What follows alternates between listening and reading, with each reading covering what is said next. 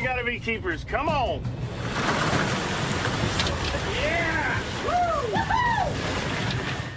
Amidst towering waves and howling winds, a distress call pierces the quiet aboard the Summer Bay.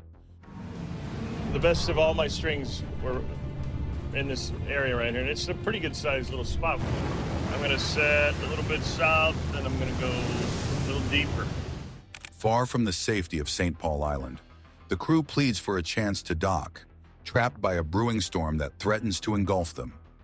Onshore, the harbormaster struggles to guide them to safety, even as the sea becomes more violent and unpredictable. The storm intensifies, gnawing away at their last shreds of hope. What will happen if the fierce ocean swallows the Summer Bay tonight? As we dive in, things look much scarier than expected, and there's more to come. Waves of warning. Tension fills the air as the crew tries to steer the Summer Bay through these dangerous waters. They approach the harbor, but the storm threatens more than just their valuable cargo. It endangers their lives. The harbor master, though hopeful, may not fully grasp the increasing power of the storm as he helps guide their docking efforts. Each rising wave pushes the ship closer to disaster, and every gust of wind seems like a warning from the sea itself. While we were still over, water was up past my knees on that side of the wheelhouse in front of the chair, just from that window being down a few inches. I'm all excited because it was a precarious situation. As the storm's fury mounts, what lurks in the shadows of the waves will soon be revealed. Suddenly, a massive rogue wave appears, testing the strength of the Summer Bay and the bravery of the crew. They're eager to unload their large haul of king crabs and bring a difficult season to an end. Captain Bill, known for his toughness and skill, heads toward one of the last open canneries. But time is running out.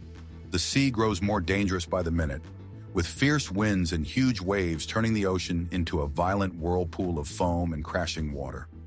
As they near the harbor, an area already known for its dangers, the situation becomes even more intense. Giant waves crash ahead, and when Captain Bill looks back, he sees nothing but wild, churning waters. It's enough to unsettle even the most experienced sailor. The radio crackles, and the harbor master warns them of even larger waves ahead, urging caution, but also pushing them to keep moving forward. Captain Bill steels himself for the challenge, determined to finish the season strong, no matter the risk. But this wasn't the worst part. With firm resolve, Captain Bill prepares his crew for one last dangerous push before they attempt to dock. The crew, tense and focused, faces towering walls of water that seem ready to swallow them whole. We could not go through another one of these. It would throw us right on the rocks. So I knew it was going to be bad. I didn't think it'd be as bad as it was. I thought we'd just take a pretty good hit, but the timing couldn't have been. Drawing on his decades of experience, Captain Bill carefully times their entry, hoping to ride a massive wave through the narrow harbor entrance. It's a risky maneuver, but it's their best shot at safety. The tension rises as Captain Bill shouts commands, his voice barely heard over the howling wind and crashing waves. The crew rushes to secure both themselves and the crab pots. Everything depends on timing and teamwork.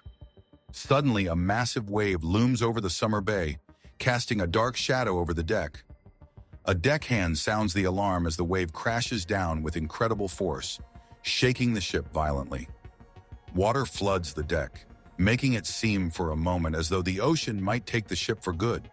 But this was not the end of their struggle. Captain Bill uses every bit of his experience and strength to steer through the unrelenting sea. Time seems to slow down as the ship and crew battle wave after wave, inching closer to the safety of the harbor. The urgency grows with each passing second. After what feels like an eternity, Captain Bill senses a slight break in the storm, daring to hope that they've made it through the worst. Captain Bill checks in with his crew, relieved to find that everyone is accounted for. Though the storm seems to be easing, the danger isn't entirely gone. The ship bears the marks of the fight, and the crew, soaked and cold, remains on high alert. The first mate reports that the ship is holding up, but they all know they need to stay cautious until they are safely docked. Captain Bill feels a mix of relief and lingering anxiety as he praises his crew for their courage. The helmsman admits that navigating the second, much larger wave had him doubting their chances. The crew shares a quiet moment of reflection, each thinking about how close they came to disaster.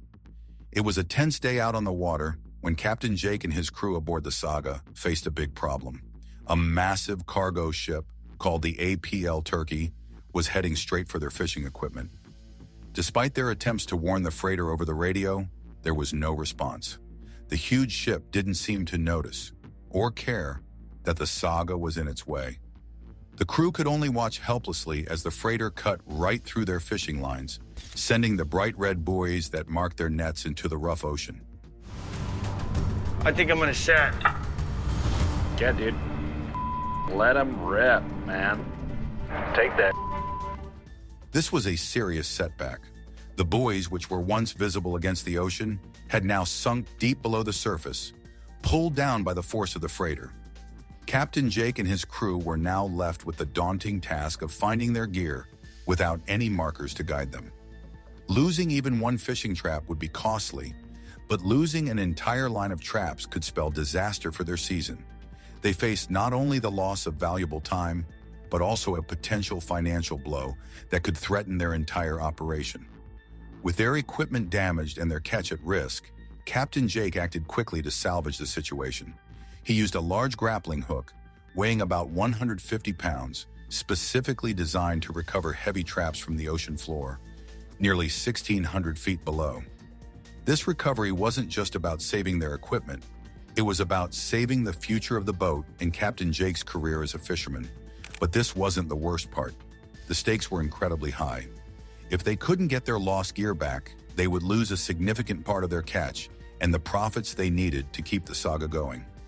Captain Jake directed his crew to attach a shackle to the broken lines, and they moved at a slow pace, about 2 miles per hour, estimating it would take around 30 minutes to reach the end of the line, assuming everything went smoothly. But any delay could mean they'd have to start all over, costing them time they simply didn't have. To make matters worse, the sea was rough, making the operation even riskier. Under normal circumstances, Jake would have avoided trying something like this in bad weather. But with no bait, no pots, no money, and no time left, they had no choice but to press on. Captain Jake reminded his crew that their safety came first, telling them to cut the lines if things got too dangerous, even without waiting for his command. Once everything was in place, the crew tossed the grappling line into the choppy water, hoping luck would be on their side. They needed to find and recover their pots to save both their catch and their season. As the Saga followed the path where the buoys should have been, Jake carefully steered the boat to stay right above the missing gear, making sure the grapple would have the best chance of hooking onto something. Now came the real test. Jake watched closely for any sign that the grapple had snagged the gear. A small change in how the boat moved could mean they had caught something. After an anxious wait, the boat slowed down, a signal that they might have hooked onto the lost pots. The crew felt a strong pull on the line and began to hope that they had finally found their gear. But this wasn't the end of their troubles. With renewed hope, Jake encouraged his crew to keep pulling. The resistance on the line was a good sign, suggesting they weren't just hauling up an empty hook. Slowly, the line came up, and to their surprise and relief, they managed to snag the entire line of lost pots on their very first try. An incredible stroke of luck given the rough conditions. Deliveries, right? You don't want to get behind the line. Once you call in your start time, that's when the clock starts. As they pulled the pots on board, they were thrilled to see that each one was full of crabs. In total, they pulled in 250 crabs, a huge catch that could turn their season around. The successful recovery didn't just improve their financial outlook, it also lifted the crew's spirits after a stressful day. But while they celebrated this victory, they knew the day's challenges weren't over. The recovery had shown the crew's resilience and determination, but there was still more work to be done before they could finish the season on a high note. The Saga had faced the dangers of the sea and come out on top, thanks to the skill and dedication of its crew. They had proven they could overcome tough odds and work together under extreme pressure. After securing their hard-won catch, Captain Keith and the crew of the Wizard prepared for their own battle against the unforgiving waters of the Bering Sea.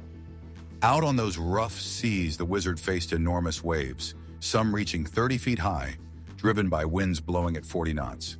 Captain Keith, experienced and knowledgeable, knew the risks but also understood that these were the best conditions for maximizing their crab haul. The decisions they made in these challenging moments would be critical in meeting their quotas and ensuring a successful season. As the Wizard navigated the growing waves, now as high as 25 feet, Captain Keith had a bold plan to make the most of the weather. He aimed to position the ship so that the wind would push them along the line of crab pots, making the collection process faster and reducing the strain of battling the rough seas. As the storm calms, a new trial looms on the horizon for the Summer Bay's weary crew. The ocean's toll. The dangerous waters of Alaska claimed another life, this time Captain Jake Anderson.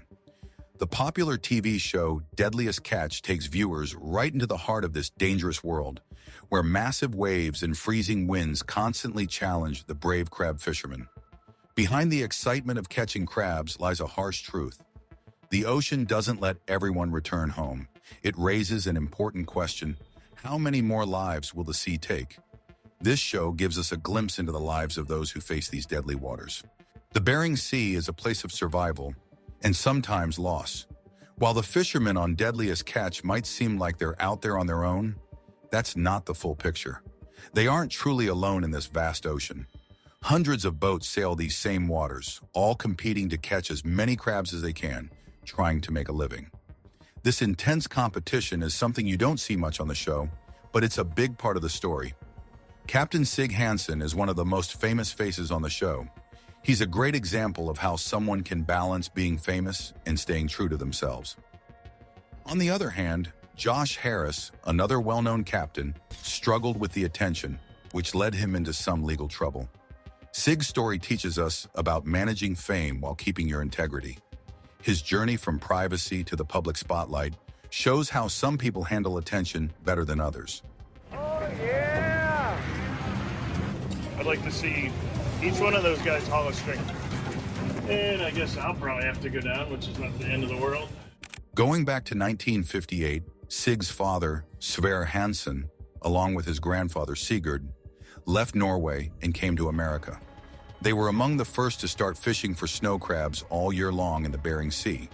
Their bold move not only made them rich, but it also opened up new opportunities for other fishermen, especially during the brutal snow crab seasons.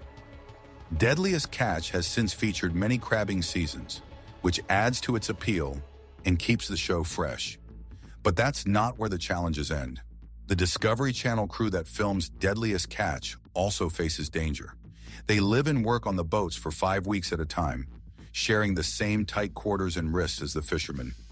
Unlike other reality shows where breaks are possible, these crews film for 6 months straight. This means they experience much of the same stress and danger as the fishermen they're filming. But here's the kicker. The fishermen on the show aren't limited by the usual industry rules. Most crab fishermen have strict quotas on how much they can catch, but the guys on Deadliest Catch don't. This freedom allows them to sell their crabs at lower prices, which can upset other fishermen who rely on higher prices to make a living. So, while it might seem like everything's fair game, this creates real-world tensions. And then, nature throws even more at them. One natural event that plays a big role is the supermoon. The extra gravitational pull makes the tide stronger and the sea rougher. In 2018, Captain Jake Anderson shared how the supermoon created some of the worst conditions he'd seen, even scaring veteran captains like Wild Bill. But this wasn't the worst part. Despite all that tension, nothing happened that night. The sea, once again, played with their nerves. Another big issue is the warming waters in Alaska. The crabs are moving deeper into colder areas, forcing fishermen to follow them into more dangerous parts of the sea. This increases the chances of accidents and makes their jobs even riskier. While this is a huge environmental shift, the show's producers don't really focus on it much. Some viewers also question whether the show is as real as it seems.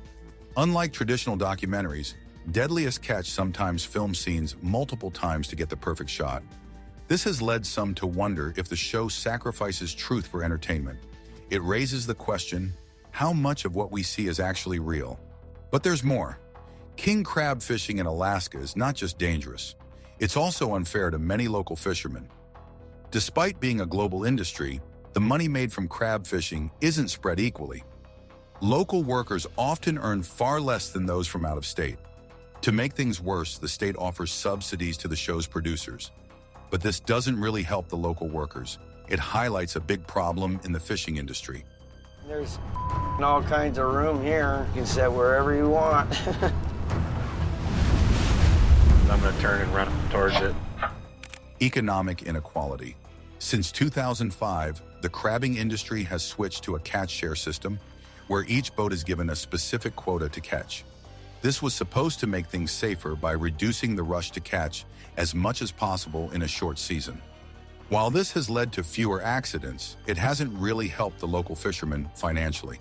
The show might be a hit, but it hides the tough economic realities these workers face. Their dangerous jobs don't bring in the money you might expect, with much of the profits going elsewhere. Even with improved safety rules, crab fishing in Alaska remains one of the deadliest jobs in the world. The chance of dying on the job is far higher than in most other professions. While the new system has made things a bit safer, with fishermen able to choose safer times to fish, the risks are still very real. It's a reminder of just how dangerous this job is, not just for the fishermen, but for the crews who film them as well. With a brief respite in the storm, Lance Farr reflects on the evolving dangers of the crabbing industry. Reducing risk in the Bering Sea. Lance Farr, a third-generation crab fisherman, grew up in a family where the dangerous job of crab fishing was passed down from one generation to the next. Over the years, though, he's seen how much safer the job has become. One of the biggest improvements has been in how crabbers deal with sleep deprivation, which used to be a major problem in the industry. Lance says a lot of this progress is thanks to the Catch Share program, which was designed to make the job safer overall. His fellow fisherman, Cale Garcia, who has spent many years in the industry, jokes that the job is now so safe that there's only a small bit of danger left. Just enough to keep TV shows exciting. Cale remembers a time when crab fishing in the Bering Sea was one of the most dangerous jobs in the world. Now it's a lot less risky. This shift toward a safer working environment isn't just a result of individual efforts. The Alaska Bering Sea Crabbers Association, a group representing fishermen across the Bering Sea and the Aleutian Islands, plays a big part in promoting safety. They advocate for better working conditions and help set shared safety standards, making sure that crab fishermen have the support they need to stay safe on the job. For many people around the world, the life of a crab fisherman has become something they can watch on television, thanks to the popular series Deadliest Catch. The show, which has gained international fame, has captivated audiences by showing the real-life challenges of crab fishing. To help connect with viewers in different countries, the show uses different narrators depending on the region. In the United States, viewers recognize the voice of Mike Rowe, while in places like the United Kingdom and Malaysia, Bill Petrie and Nisar Balkan bring the story to life. This thoughtful choice of local narrators helps make the show more relatable and enjoyable for viewers everywhere. But filming a show like Deadliest Catch isn't easy. The harsh conditions on the Bering Sea, like the salty ocean spray and strong winds, take a toll on the cameras and other equipment. This means the crew has to replace and repair their gear constantly. Every season, the production team has to sift through a massive amount of footage, around 30,000 hours, to put together the episodes we see on TV. I worked as much as 10 and a half months when I was living at home with you guys because I thought the key to happiness and success was send enough money home that your mom had a cleaning lady, you guys had a nanny, you went to private school, and it wasn't the answer. The crew's dedication, not just to filming, but also to editing, shows just how tough the job is, even for those behind the camera. Even though crab fishing has become safer, the show doesn't shy away from showing the real dangers that fishermen still face. The series portrays these fishermen as brave navigators of the rough seas, while also showing how much the industry has improved in terms of working conditions. Viewers get a look at both the advancements and the challenges these fishermen deal with, giving a realistic glimpse into their lives as they work in one of the most challenging environments on Earth. But here's the thing. The danger on Deadliest Catch isn't just about the sea. The show also plays up the drama by crafting stories around the fishermen, sometimes casting one person as the good guy and another as the bad guy. It's a bit of reality TV magic that keeps people hooked. For example, characters like Captain Keith Colburn and Elliot Neese often find themselves in the middle of these storylines. Neese, for instance, was cast as the villain for a while. Later, though, viewers learned about the real-life struggles he faced, including addiction and legal troubles, which led to him serving time in prison. But this wasn't the worst part. The impact of being in the spotlight on a reality show can be hard to handle. Some of the fishermen featured on the show have faced serious personal challenges. Nick McGlashan, a longtime member of the cast, battled addiction and tragically passed away. Even the show's director, Joseph McMahon, was shot and killed. A shocking event that had nothing to do with the fishing industry, but highlighted how unpredictable life can be, even for those behind the scenes. The series doesn't just highlight the physical dangers of crab fishing, like battling storms and rough seas. It also shows the mental and emotional toll the job takes on the fishermen. These aren't just stories of survival against the elements. They're about real people dealing with personal struggles and life-changing events. The show brings these deeper, more personal stories to the forefront, making it clear that the dangers of crab fishing aren't just physical, but emotional as well. Still, there's something surprising about how easy it is to get started in this high-risk job. In Alaska, all it takes to become a fisherman is a $200 fishing license. But this simple requirement doesn't reflect the skills or preparation needed to navigate the dangerous water safely. It's a reminder that while the paperwork might be easy, the real risk requires serious experience and training. And that's something many people don't realize until they're out on the open sea. So while crab fishing has certainly become safer over the years, the job is still far from easy. Whether it's dealing with dangerous weather, personal struggles, or the unexpected twists that life throws their way, these fishermen continue to face challenges that go far beyond what we see on TV. Thanks for watching. Do shows like Deadliest catch do more harm than good to their stars? Like, comment, and subscribe for more insights.